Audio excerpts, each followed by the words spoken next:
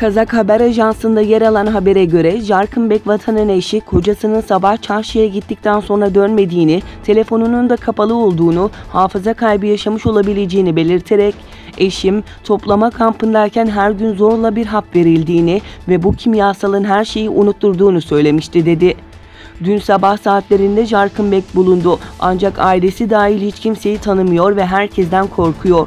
Gözlemciler Çin'in Doğu Türkistan'daki toplama kamplarında tutsak olan Müslüman Türkleri deney faresi gibi çeşitli kimyasallarla kısa ve uzun vadeli ölümcül ilaçlarıyla zehirlediğini vurguladı. Filipinlerin güneyinde yaşayan Müslüman Moro halkına geniş kapsamlı özellik sağlanmasını öngören Bangsamoro Organik Yasası'nın kabulü için yapılan bölgesel referandumda evet oylarının önde olduğu bildirildi.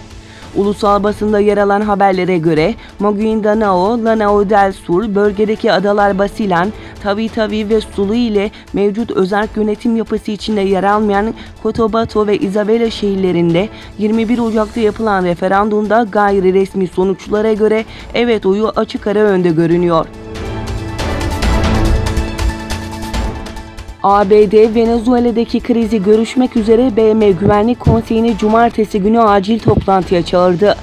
Çoğunluğu muhalefetin elindeki Ulusal Meclis Başkanı Juan Guaido, muhaliflerin mitinginde kendini geçici devlet başkanı ilan etmiş ve başta ABD olmak üzere Kanada, Kolombiya, Peru, Ekvador, Paraguay, Brezilya, Şili, Panama, Arjantin, Costa Rica ve Guatemala gibi ülkeler tarafından tanınmıştı.